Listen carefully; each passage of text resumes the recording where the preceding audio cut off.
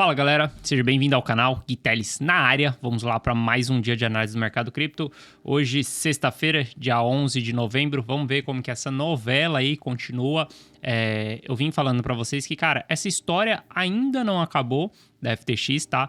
Então, a gente vai ter mais desenrolar dessa história toda aí ao longo dessa semana, ao longo das próximas semanas também. E para quem ainda não se ligou, isso tudo que tá acontecendo com a FTX é exatamente uma continuação do evento da Terra Luna. O evento, quando a Terra Luna quebrou, ela desalavancou várias empresas. A gente lembra que teve Voyage, a gente teve a BlockFi também, a gente teve a 3AC quebrando e era para a FTX ter quebrado junto nesse período. Só que o que os caras fizeram foi simplesmente imprimiram muito dinheiro, muita FTT e acabaram se salvando. Como que eles se salvaram? Simplesmente compraram aquelas empresas que eles estavam devendo, como BlockFi e Voyage.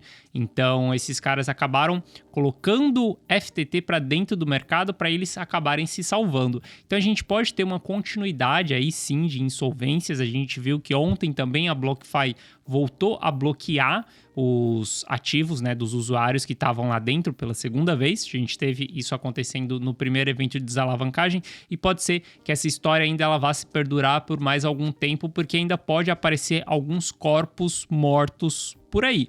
Beleza? Eu sei que vocês estão cansados de ouvir de FTX já, de toda essa insolvência que está acontecendo, só que isso é muito importante para os próximos passos do mercado, porque esse risco de contágio realmente ele é complicado. E hoje a gente vai ver como que o investidor de longo prazo está se comportando nesse cenário, nesse caos, como que a gente pode se comportar também olhando para os investidores de longo prazo, olhando para as pessoas que tem um pensamento mais no longo prazo do ativo, beleza? A gente também vai falar do Price Action hoje. Então, com essa mega introdução aí, caso você não seja inscrito no canal, te convido a fazer parte desse canal. Aqui eu trago um mega conteúdo todos os dias da semana, principalmente quando eu falo sobre análise on-chain.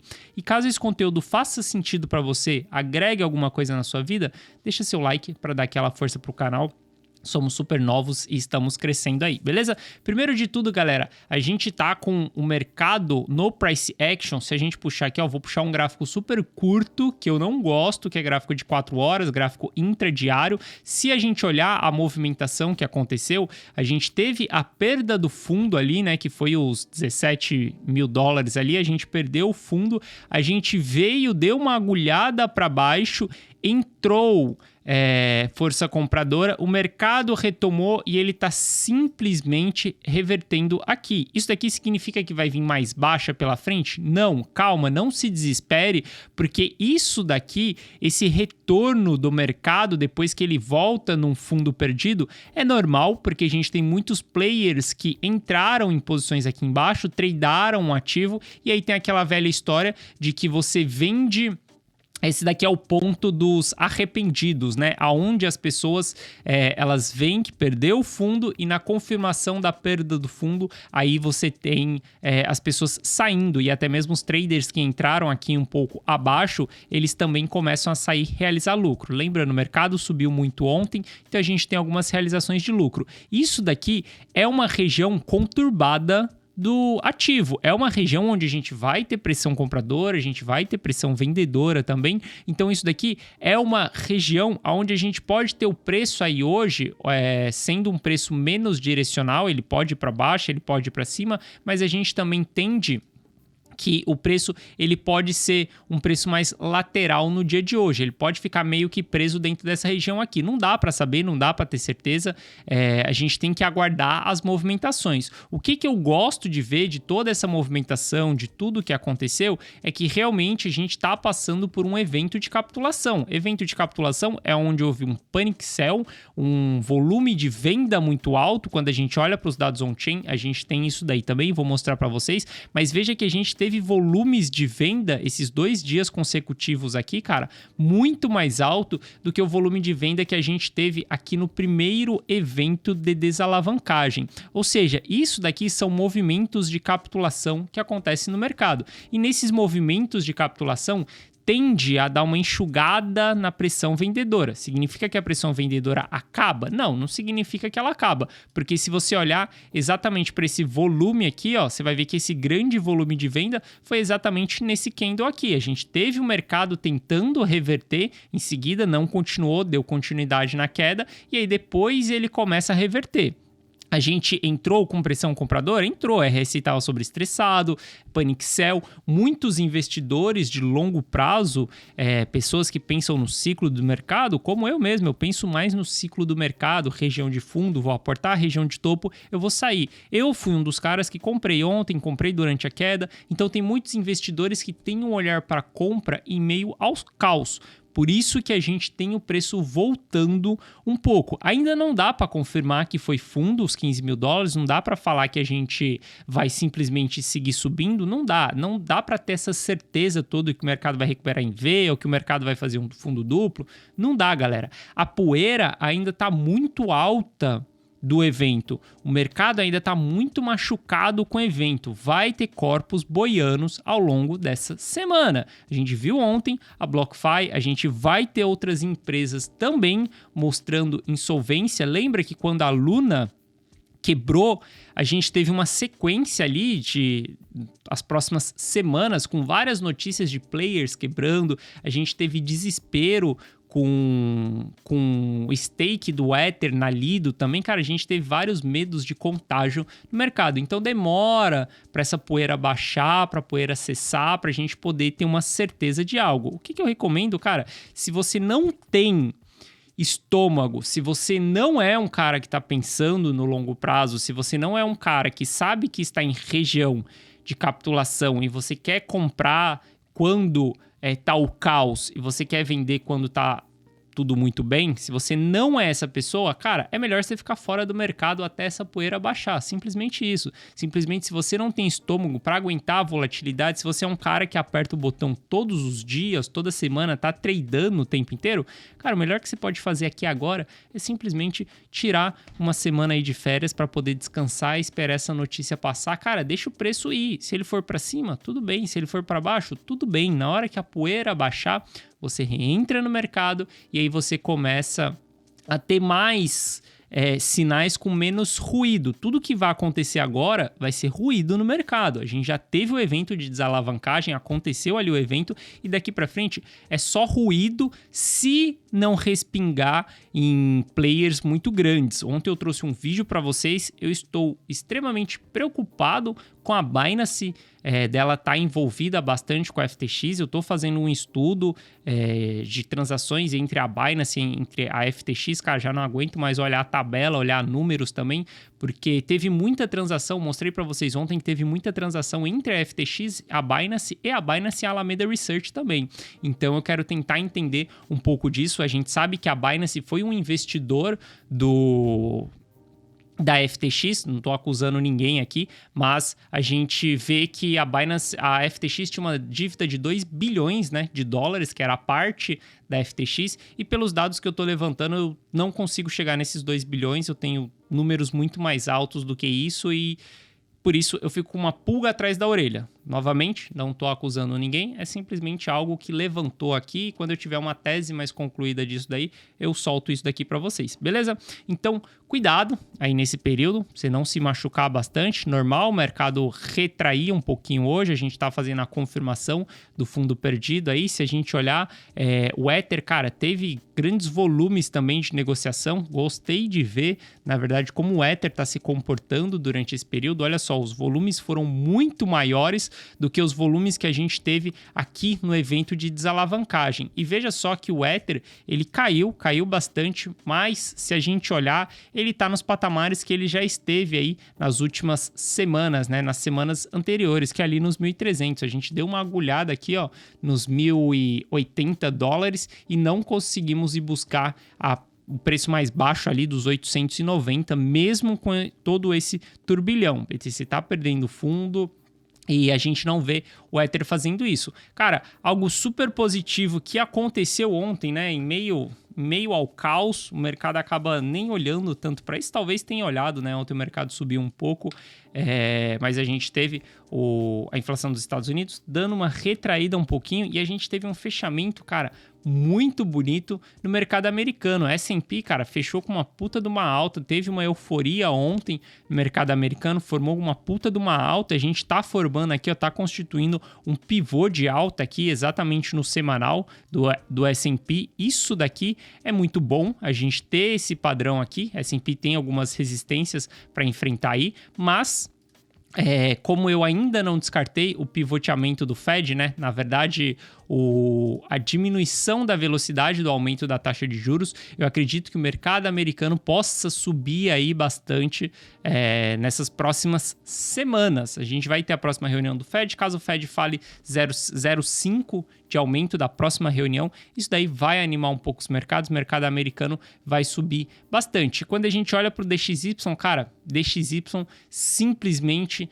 tá bonito, é isso que a gente quer ver. A gente vê que o DXY formou um padrão de topo, a gente formou um topo ali, a gente teve divergências no RSI entre esses dois topos, formou o topo, ele veio perdendo sua força e ele acaba de entrar em uma estrutura de baixa no semanal, né? Se a gente puxar aqui, ó, o semanal do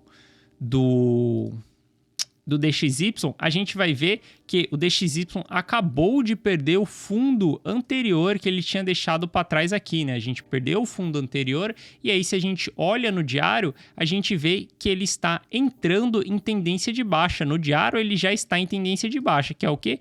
Topos e fundos descendentes, né? Então isso daqui é muito bom. DXY pode fazer um topo aqui, isso daqui vai trazer, se ele continuar nessa movimentação, fizer um topo mais baixo que esse topo que ele deixou aqui para trás e um fundo mais baixo do que esse daqui, a gente vai formar um pivô de baixa no semanal e isso daí vai ser interessante. Claro, ele tem alguns suportes aí a serem segurados, né, antes de serem perdidos, mas eu vejo que o DXY está formando topo, a gente está com o mercado americano formando fundo, isso é muito bom. Pode ser que tudo isso tenha ajudado o BTC subir bastante ontem, mas eu acredito que tendo essa notícia positiva do mercado americano, a gente pode ter uma animada também no mercado cripto, mas lembrando, cara, informação positiva nenhuma vai suportar despejos na rede, não vai suportar caso a gente tenha mais desalavancagem. O que é isso? Cara, simplesmente empresas com grandes balanços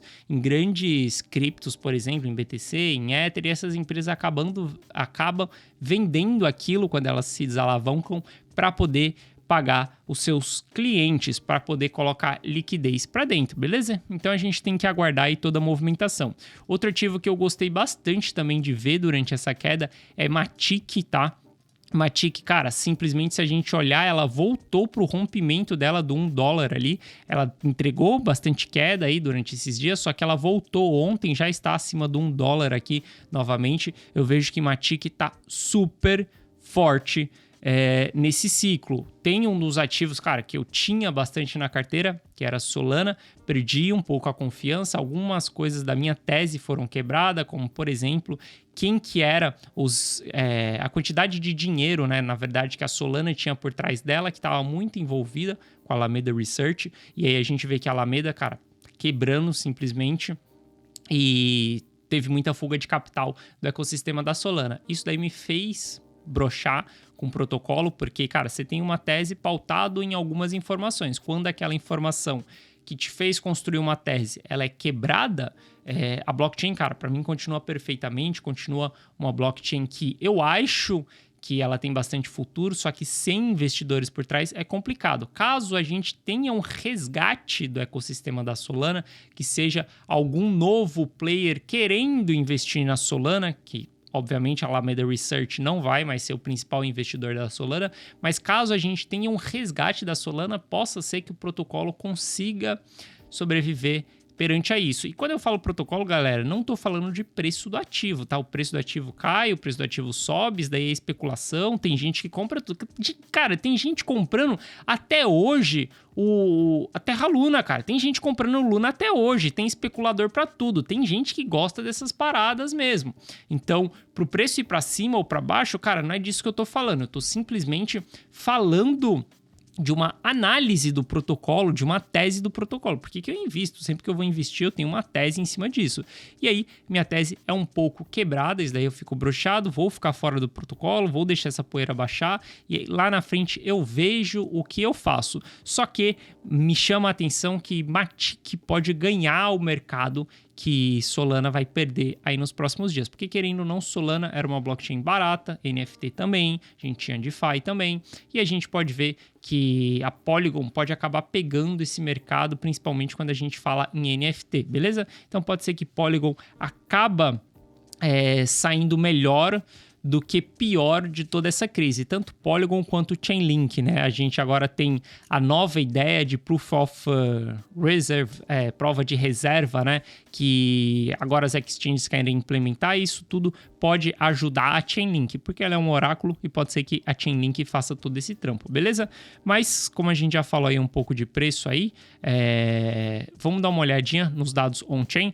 Só para mostrar para vocês aqui a quantidade de liquidação que a gente está tendo no mercado é bem alta, tá? Tanto em long quanto em short a gente está tendo muitas pessoas sendo liquidadas, tá? Você vê que essas formações de fundo aqui, ó, a gente sempre vai ter grandes liquidações. Então, cuidado, tá? Quem opera muito alavancado aí, quem opera em short, quem opera em long, é o que eu falei, cara. Se você é um cara mais de tradear o ativo, de ficar durante o dia na frente do computador, não é o momento para você ficar nessas operações exatamente agora. Espera a poeira baixar e lá na frente você volta, beleza? Que quando a gente olha, a gente vê que está tendo liquidação para os dois lados. Bom, um ponto que eu trago muito para galera que está dentro da comunidade on-chain é exatamente como que está o comportamento do investidor de longo prazo, né? Para mim, cara, o investidor de longo prazo, ele é o que mais importa nessa situação. Eu quero ver o investidor de longo prazo mantendo a sua confiança. Não quero ver o investidor de longo prazo perdendo sua confiança, tá? O investidor de longo prazo é a pessoa que mais dita aquilo que eu vou fazer, né? Porque eu sou o cara da análise on-chain. Então, quando eu tenho uma tomada de decisão, o que pesa mais na minha tomada de decisão é a análise on-chain. Tem outras coisas que eu peso também, a análise gráfica e também o ciclo do mercado. Por isso que eu acabo olhando para a taxa de juros, para se a gente tem dinheiro em circulação ou não. Olhar para esses 3 últimos dias aí, na verdade, é interessante, porque se a gente olha aqui, ó, cara, vou dar um zoom aqui, ó, bem pra gente ver esses eventos aqui. A linha preta é o preço do BTC e essas cores aqui são a idade das moedas que foram movimentadas, né? Exatamente as moedas que foram gastas.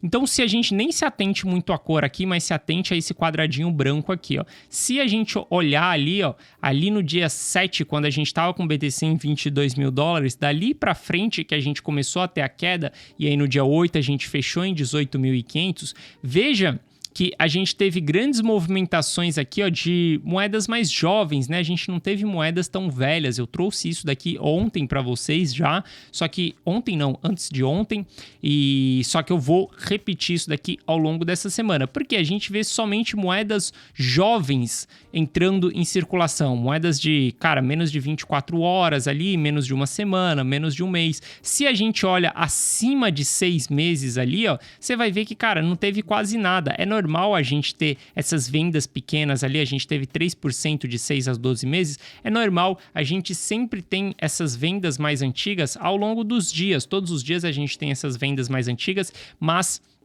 patamares ali acima de 10% já seria algo fora do padrão, beleza? E aí a gente vê que nesses dias tudo, ó, lá no dia 8, a gente só teve moedas jovens sendo vendidas, a gente teve também só moedas jovens sendo vendidas lá no dia 9, quando a gente olha para ontem também, o dia 10, cara, simplesmente só moedas vendidas que estavam sendo transacionadas. Óbvio, se você pegar o acumulado aqui, sei lá, vai dar uns 8%, 9% de moedas mais antigas sendo negociadas, mas isso daqui são pequenas quantidades, né? Se a gente olhar para as moedas separadas, calma aí, deixa eu pegar aqui as moedas separadas. Se a gente olhar para as moedas separadas aqui, ó, para o que está acontecendo exatamente nesse momento, e cara, quando eu falo em idade da moeda, eu estou simplesmente falando no investidor de longo prazo. Se a gente pegar aqui, ó, deixa eu pegar aqui, De 2 a 3 anos. De 2 a 3 anos para baixo, a gente vai falar para cima também, mas se liga só.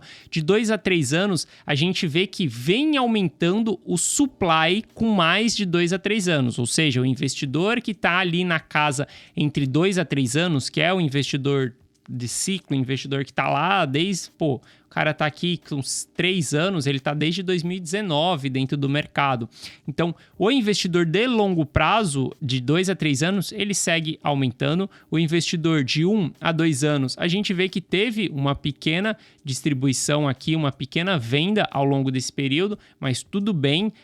Nesses movimentos de panic sell, a gente sempre tem vendas também desses caras, é normal, só que veja como que a gente tem um volume muito alto de subida. Qual que é o padrão? Quando esses caras despejam, olha só, quando de 2 a 3 anos despeja mesmo, é muito violento o despejo. O supply diminui bastante da mão desses caras. Então os caras saem lá de 3 milhões e 300 de supply e vão passar lá para, 2 milhões e 400, quase 1 milhão de supply entrou em circulação aqui. Então, ver esses eventos aqui muito brusco, isso daqui é ruim. Ver esses eventos pequenos aqui, cara, a gente saiu de 4 milhões e foi para 3 milhões aqui, ó, 3 milhões 989. Foi quase nada de venda aqui. Então, beleza. A gente vê que o investidor de longo prazo, ó, de 2 anos também, olha só como que ele despeja muito forte. A gente não tá tendo esses despejos. Então, investidor mais longo, ele segue acumulando. O de 12 a 6 meses é um cara mais novo. Se a gente for olhar de 6 a 12 meses, né? A gente tá falando que o cara entrou em fevereiro aqui. A gente tem pessoas que entrou em fevereiro e pessoas até de fevereiro até outubro aqui, ó. A gente tá falando de pessoas que entraram aqui já em formação da complacência já. Então, de 6 a 12 meses são pessoas mais novas, pessoas que entraram no topo. Não significa que esses caras vão despejar, vão segurar, não. Só significa que essas pessoas entraram mais recentes. E aí, se a gente olhar quem realmente tá vendendo, quem realmente tá fazendo diferença aí, cara, as pessoas que entraram recentemente, né? Porque pessoas de 3 a 6 meses, cara, pessoas que entrou dentro desse período de formação aqui, de início do bear market, né? Se a gente olha de 6 a 12 meses também, pessoas que entraram dentro da formação de bear market. Quando eu mostro esse gráfico aqui para vocês, por exemplo, que eu falo quanto do supply está na mão do long term holder, quando eu mostro esse gráfico aqui, ó, para vocês, eu estou simplesmente mostrando o acumulado para vocês. O acumulado do long term holder, ele segue, cara, segue aumentando. A gente já está em patamares... Cadê? Aqui, ó, o acumulado do long term holder, cara, ele segue acumulando. O supply na mão do long term holder segue acumulando. Isso daqui que eu tô trazendo para vocês é a métrica mais quebrada, mais para vocês entenderem quem é que tá vendendo. Quem tá vendendo são pessoas que entraram no bear market, são pessoas que estão mais desesperadas, né? Porque saca só, tem muita gente também que acaba entrando para a métrica de long term holder. Para você ser um long term holder, a moeda tem que estar parada na sua carteira 155 dias. Cara, o cara que entrou durante esse bear market aqui, às vezes ele vai rodando um ativo simplesmente pensando, puta, eu não vou realizar prejuízo, e na hora que o preço voltar ao preço que eu comprei, eu saio do mercado porque eu não gostei dessa parada. Então a gente tem essas pessoas também. E é comum a gente ver em alguns momentos do ciclo, o long term holder diminuindo um pouco sua posição. E quando a gente vê a diminuição da posição e a gente vai buscar quem é que diminuiu suas posições, a gente começa a ver que geralmente são essas pessoas aqui do curto prazo, que entraram no bear market, né? Se a gente olhar aqui para 2018, por exemplo, a gente vai ver que a métrica do long term holder, ela deu um soluço aqui, ó. A gente vinha subindo com o supply na mão do long term holder e quando a gente teve a queda, a gente teve um soluço aqui, ó. Caiu a métrica do long term holder. E aí, se a gente olha lá para 2018, a gente vai ver que moedas que tinham ali de 6 a 12 meses, olha só, as moedas que tinham de 6 a 12 meses, elas vinham subindo e quando a gente tem um crash ali, elas diminuem bastante. Quem são essas pessoas que estão vendendo, que estão diminuindo essa métrica do long term holder? Simplesmente as pessoas que entraram entre 6 e 12 meses. Se você for olhar para trás, é as pessoas que entraram durante o bear market. Então, a pessoa acaba desistindo. Lembra? Eu falei, chega um momento que ela fala, não, eu vou simplesmente simplesmente segurar até o preço voltar. Só que o mercado cai tanto, bate tanto naquela pessoa que ela acaba desistindo e fala, vixe, chega, eu vou realizar esse prejuízo aqui mesmo e não quero mais nem saber do mercado, beleza? Então, quando eu olho para tudo isso, cara, para mim, a gente continua muito saudável nas métricas on-chain. Olha só, as carteiras, elas estão apontando para cima. Cara, as carteiras, agora com esse evento de desalavancagem, a única carteira que não está comprando, acumulando, que não tem números de carteiras aumentando, é a mais de 1.000 BTC. Mas a mais de 10 mil aumentou drasticamente, a mais de 100 está aumentando, apontando para cima. Essa daqui é mais de 10 BTCs e a mais de 1, né? Vive subindo. Essa daqui tá subindo também. Quando a gente olha no consolidado, as carteiras estão aumentando muito. Ou seja, tá tendo interesse por compra nessas regiões de carteiras grandes, carteiras pesadas. Se a gente olhar para o Ether, cara, mesma coisa. As carteiras seguem aumentando. Na verdade, no Ether aqui deu uma porrada para cima, cara, que todas as carteiras estão apontando para a lua, simplesmente isso. Durante essa queda aqui, o número de carteiras com Ether aumentou bastante, com mais de 10 Ethers, mais de 10 mil Ethers, mais de 1.000 Ethers, mais de 100 Ethers, todo mundo aumentou. Ou seja, quando eu olho para a análise on-chain, eu vejo que, cara, toda essa queda que a gente teve, ela foi gerada por dois motivos. Liquidação. O que seria liquidação? Cara, simplesmente a gente precisou que ativos fossem vendidos para algumas empresas pagarem, ali honrarem com as suas contas. Isso foi a FTX ela vendeu, cara, praticamente tudo que ela tinha. A gente vê que a FTX está bem sem ativos, né? A Alameda Research está bem sem ativos, então a gente acaba tendo uma venda muito grande durante esses períodos, durante essa liquidação. Isso é uma venda pesada, uma venda forçada, na verdade, né? O mercado tem que executar aquela venda para simplesmente colocar a caixa para dentro. Isso daqui é igual quando a gente olha pro evento da Terra Luna. A Luna Foundation teve que colocar 80 mil bitcoins de uma só vez no mercado para poder simplesmente arcar com aquela dívida, né? Tentar voltar o PEG do ativo ali. Então foi 80 mil bitcoins de uma só vez. Quando a gente tem essas vendas forçadas, isso derruba bastante o preço sem um fundamento. Não tem um fundamento porque o preço está caindo. Não é, quando eu olho os dados on-chain, não é porque o investidor ele tá perdendo sua confiança. Não, o investidor ele segue com a sua confiança ali, o long term holder ele segue com a sua confiança, só que esses eventos de desalavancagem acabam forçando o preço para baixo, beleza? Então, quando eu olho nas métricas, para mim, o investidor de longo prazo está enxergando a queda como oportunidade de compra, como oportunidade de continuar acumulando. As métricas do long term holder, elas só vão subir, a gente só vai saber se o long term holder comprou ou não nesse preço caindo daqui 155 dias. É uma métrica que demora para subir, só que ela cai no mesmo instante que o long term holder vende. Então, ver que ela não está caindo é super bom, beleza? Uma pressão de venda que a gente teve aí nesses últimos dias. Cadê? CryptoQuants. Uma pressão... cadê? Deixa eu abrir aqui. Uma pressão de venda que a gente teve aí nesses dias foi do minerador. O minerador já estava super estressado, né? Então a gente vê que o minerador vendeu um pouco aí, ó, durante essa queda aqui, ó. Se a gente olhar aqui exatamente para esse momento, a gente vai ver que o minerador vendeu um pouco ali. A gente saiu de 18 milhões de supply de 18 milhões, não, 1,8 milhão de supply de BTC na mão do minerador. A gente saiu de 1,8 ali. Teve quase 200... sei lá exatamente. A gente saiu de 1,8 milhões e a gente foi para 1,856 ali. Saiu, sei lá, 2 milhões. Saiu 2 milhões de BTC da mão do minerador e foi para o mercado. Então o minerador vendeu um pouquinho, isso daí também trouxe pressão de venda. O minerador está super estressado.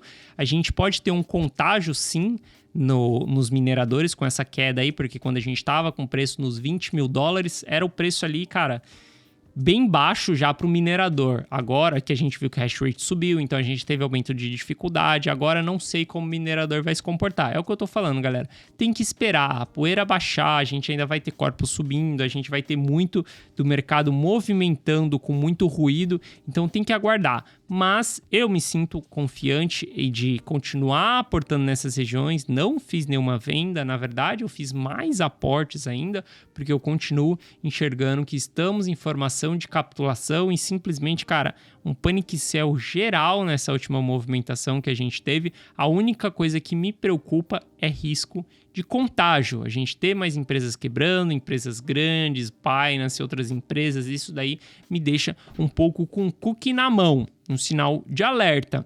Então, é bom sempre nesses momentos você estar pensando também em bunda na parede, o que você vai fazer caso o preço venha a cair, o que você vai fazer, cara, se mais uma empresa quebrar, para onde que esse preço pode parar, se está disposto a segurar, por quanto tempo você vai segurar, cara, tem que ter toda uma estratégia aí de bunda na parede para caso venha algo pior. Não ache só que é só comprar em meio ao caos, mesmo eu que compro em meio ao caos, compro quando está tudo negativa.